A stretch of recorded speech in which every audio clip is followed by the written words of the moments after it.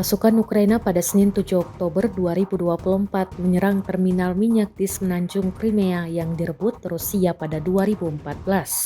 Fasilitas atau depot minyak itu adalah salah satu fasilitas energi yang dikendalikan oleh Rusia. Diketahui Ukraina telah meningkatkan serangan yang menargetkan sektor energi Rusia dalam beberapa bulan terakhir. Tujuannya untuk mengurangi pendapatan yang digunakan oleh Moskow dalam mendanai invasinya yang kini telah memasuki tahun ketiga. Pada malam hari, serangan yang berhasil dilakukan terhadap terminal minyak lepas pantai musuh di Feodosia yang diduduki sementara Crimea, kata militer Ukraina dalam sebuah postingan di media sosial.